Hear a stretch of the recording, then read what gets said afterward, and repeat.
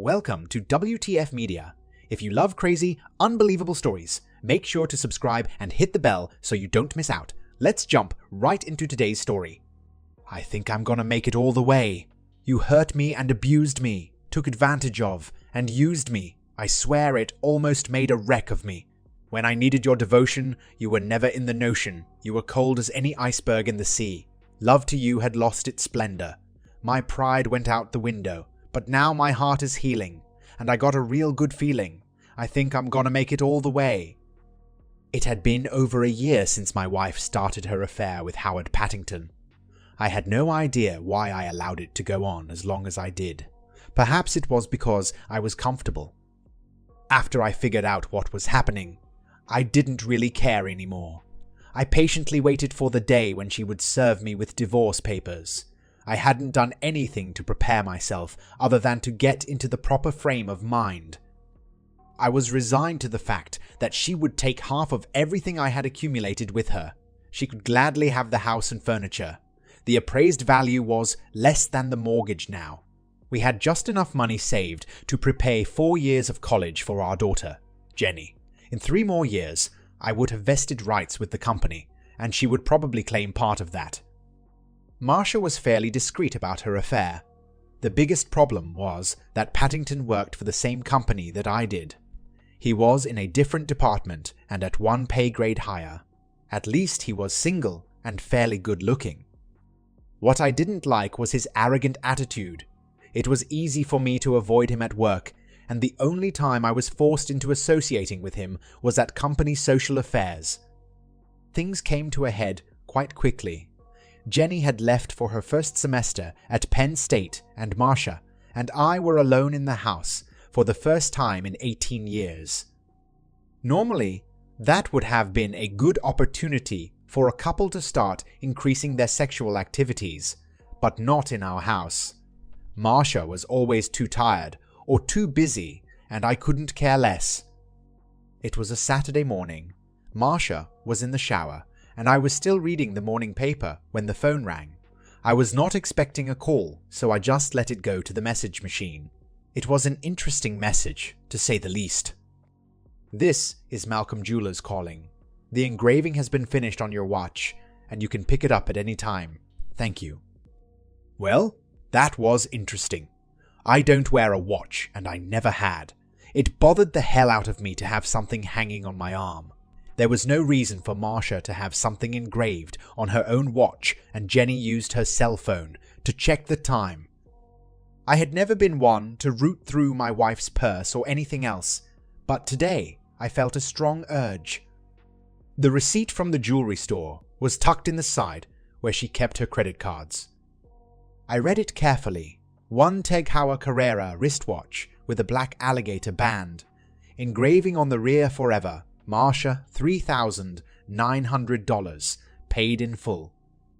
I carefully tucked it back in place and got myself a cold beer. Marcia had just returned to the living room as I was walking outside to start mowing the lawn. It took twice as long as normal to finish the yard work, but I had a good chance to think things through. After lunch, Marcia informed me that she was going to spend the night at her sister's house in Frackville. She didn't notice the big smile on my face. I got to spend the rest of the evening getting my affairs in order. I had a whole year to do this, but I had waited until the last minute. I was kicking myself for delaying it, but was glad that I had finally made the decision. She got home about lunchtime on Sunday. We were congenial, but hardly spoke to each other. It was the longest Sunday of my life. I slept on the couch that night.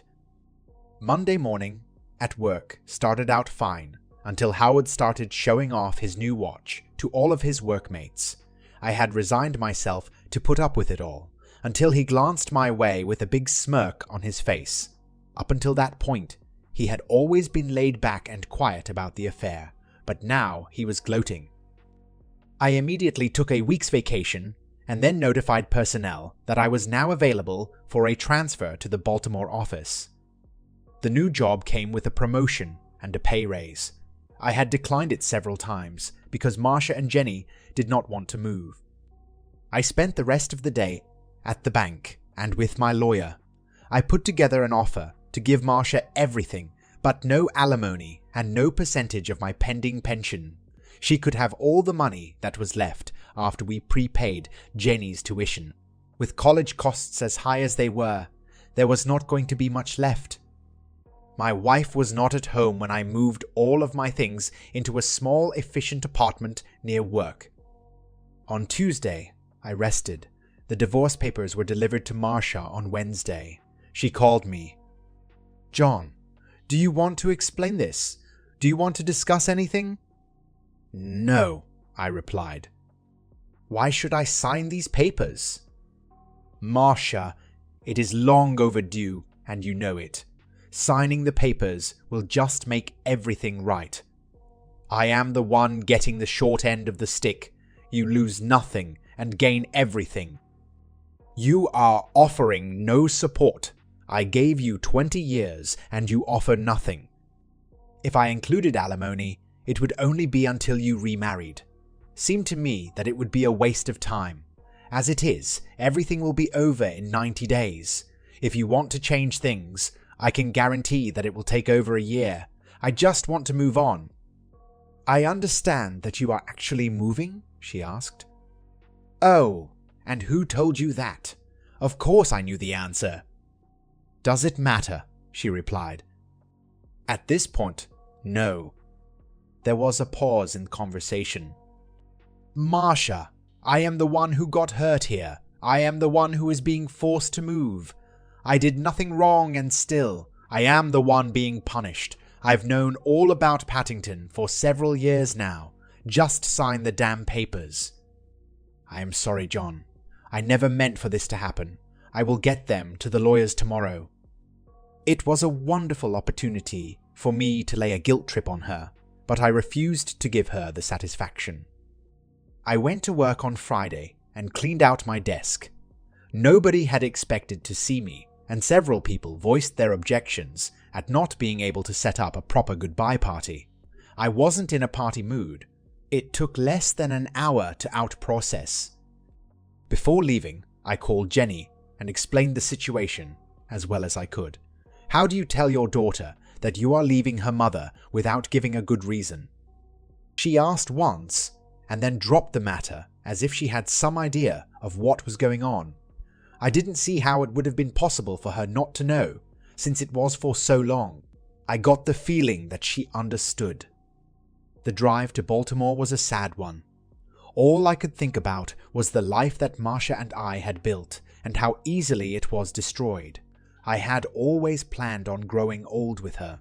Now I had no plans for growing old. I didn't really care. At no point had Marcia apologized for her actions or even admitted them. We avoided the subject. Naturally, we both knew what was going on, but neither of us would be the first to actually bring it up. A man could drive himself nuts thinking about all of this crap. I turned on the radio. Who the hell is Lady Gaga? The new job was a piece of cake. I was overqualified to say the least. Because of my competence and confidence, the people under me felt comfortable. It was going to be a good move. I kept in touch with Jenny, and she gave me what information that she had about her mother. Howard had moved in with Marcia into our house a week after I left. Jenny was not happy, and I couldn't blame her. Marcia had signed and agreed to all the terms of the divorce. She didn't even get her own lawyer.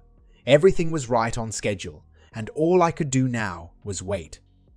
When we reached the point where there were only 3 weeks left until the divorce would be final, I signed up for a 10-day Caribbean cruise. I hated cruises, but this one would be necessary. The weekend before I was scheduled to leave, I met some old friends from home in Atlantic Sea. I wined them, dined them, and entertained them. It was good to have old friends. It was a long 10 days at sea. I couldn't decide what I hated most, the food or the other guests. At times, I could swear that I was being stalked by at least 3 single women. At least I thought they were single. I took advantage of all of the ports of call to break up the tedium. When I finally got back home, I had some guests waiting. They were Baltimore detectives, but they were there at the request of the Pennsylvania State Police. Howard Pattington's body had been found at a roadside rest area on the Pennsylvania Turnpike. He had been beaten by what appeared to be a baseball bat and died on the way to a local hospital. His wallet and watch had been taken, so the first indication was that it had been a robbery gone bad.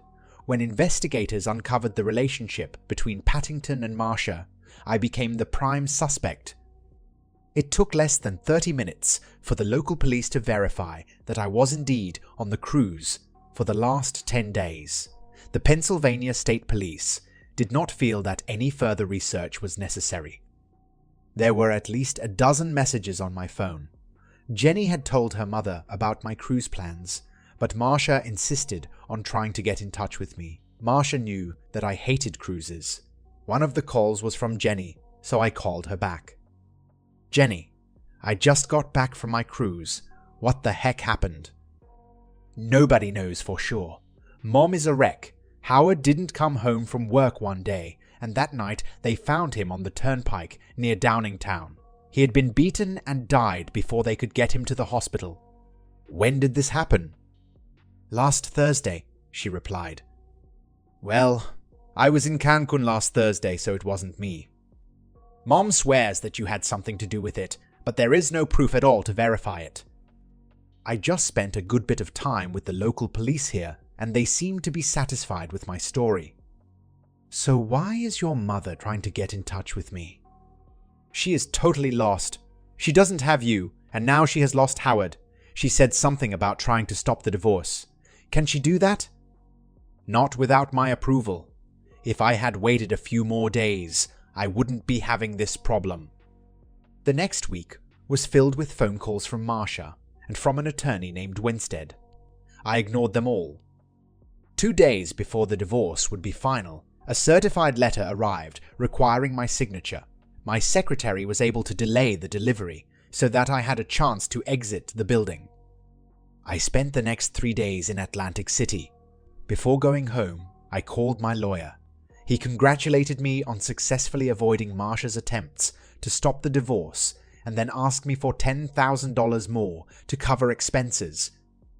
After a few awkward moments, he started to laugh. It was a crappy little joke, but it did add a little levity to the situation. Instead of the money, he said he would settle for a steak dinner. It was worth it. I still thought it was a crappy joke. I never fully understood why the police had dropped the investigation into Pattington's murder, or why they had not contacted me again. Jenny called and also offered some congratulations, but of course with the reserve that a child would have in seeing her parents separate. Marcia was in a deep depression. Her sister Sherry was staying with her for the time being. It appeared that she suddenly realized that she was going to be having financial problems. Severe financial problems. I was smiling as I hung up the phone. I had no contact with Marcia for the next 2 years. I didn't keep track of her or check up on what she was doing. I talked to Jenny every month, but we both carefully avoided any discussion about Marcia. All I knew was that she had lost the house to the bank and was working in a ladies' clothing store at one of the local malls. Marcia did tell Jenny that Howard had 2 insurance policies naming his mother as a beneficiary. Apparently, Mother Pattington was not willing to share. I had had a few dinner dates, but nothing of a romantic or sexual nature. Later that year, Jenny announced that she was getting married in June. I had met the guy several times and was very comfortable with her choice. The wedding was going to be in Harrisburg, his hometown. Of course, Dad was going to be footing most of the bill. I was more than willing to help in any way that I could. The prospective groom had far more family than our side, so it all made sense. I agreed to go and give away the bride if Jenny could assure me that I would not be seated near Marcia or have to socialize with her in any manner. She reluctantly agreed.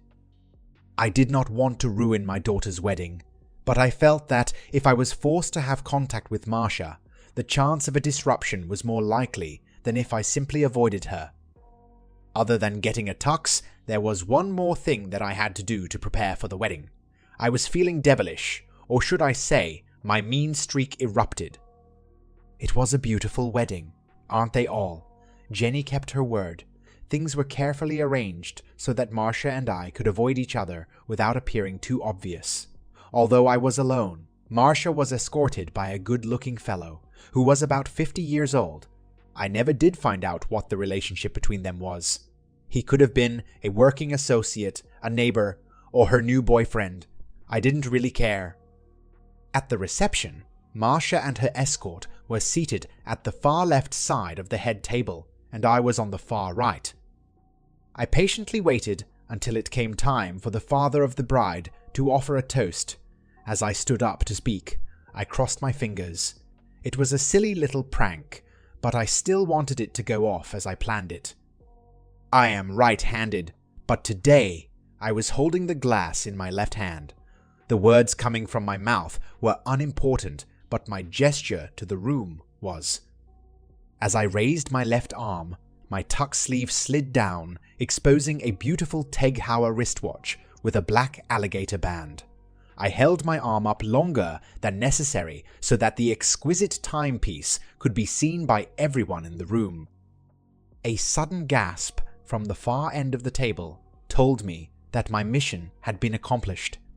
I spoke a little longer than I normally would have, just to rub it in a little. When I sat down, I had a big grin on my face. Marcia had seen the watch, and she had recognized it. All the planning had paid off. A few minutes later, I saw my ex-wife and her escort leave the room.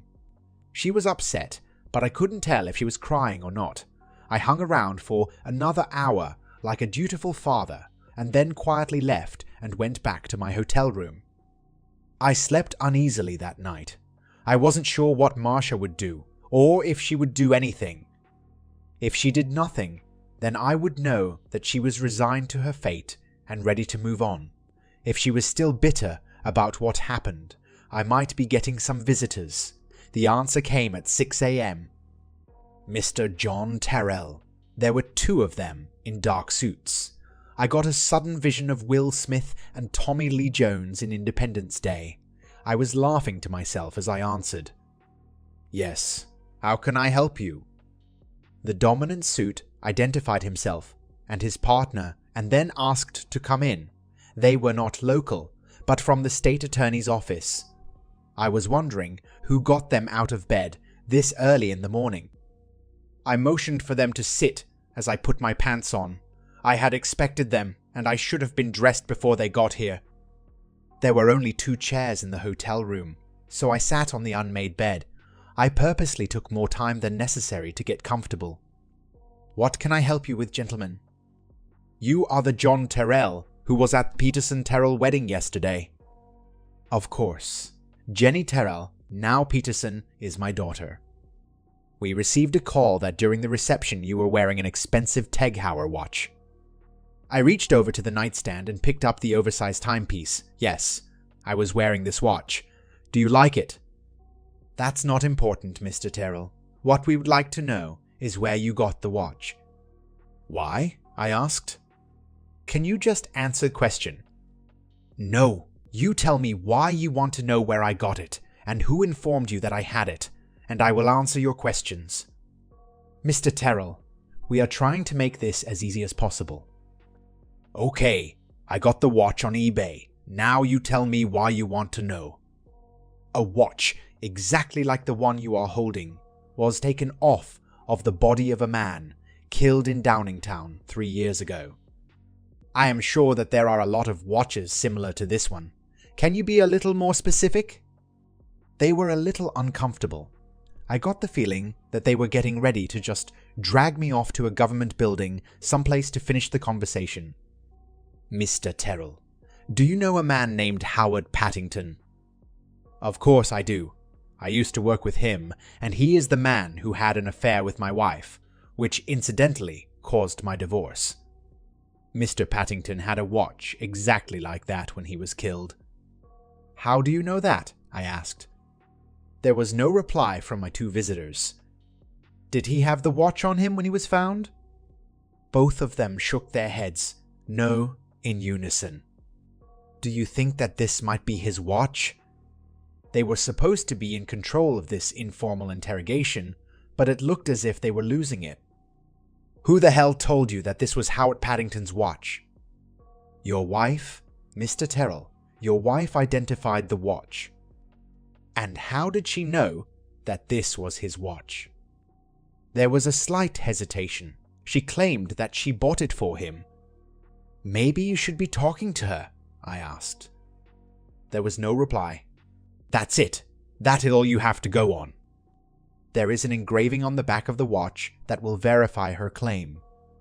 Can she prove that she bought this watch? She had a receipt. Hell, I have a receipt also. Here, let me show you. They sat quietly as I removed a folded piece of paper from my wallet and handed it to them. The top guy looked from the paper to me. This is from eBay. It says here that you bought the watch for $49. Yeah, but I had to pay $5 for shipping also.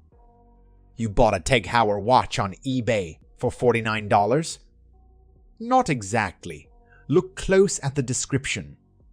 They were both looking at the description and did not notice the big grin on my face. It says Teg Heuer, not Teg Heuer. Here, look at the face of the watch. Suit number 2 studied the watch face carefully as I held it out to him. He turned to his partner. It says Teg Heuer. Gentlemen, did my wife buy a Teg Heuer watch for Mr. Paddington, or did she buy a Teg Heuer watch for him? A look of frustration came over both of their faces. Things were not going as they had planned. Can we see the back of the watch, Mr. Terrell? You want to check the engraving? I asked. Yes, do you mind? No, not at all, I replied. I handed them the watch so that they could examine it at their leisure. I had made my point. I was putting on my shirt when they both got up to leave. Sorry for the inconvenience, Mr. Terrell. Have a safe trip home. I closed the door after they left and looked down at the watch. I was glad that I had spent the extra $20 to have the back of the watch engraved. I flipped it over and had a laugh as I read the old English script. Eat shit and die. It would have been just as easy for them to check the serial number of the watch, but there wouldn't have been nearly as much fun in that. I drove back to Baltimore knowing that my wife was still bitter about how I had handled the situation. I guess I can't blame her, but I was hoping that there would have been a little remorse on her part. I was upset because she was still looking to hurt me or to get even. She was the one who cheated, not me. Maybe it was about time for me to get even. I threw the Teg Heuer watch out of the car window and reached into the glove compartment. You could tell the difference just by the feel. Before fastening the real thing on, I read the inscription for the 1000th time. Forever, Marsha. I hated wearing a watch, but maybe I could get used to wearing this one. I'm gonna make it all the way, just like old Blue Eyes said. That's the end of this story. If you found it engaging, please give it a thumbs up and don't forget to subscribe for more content like this.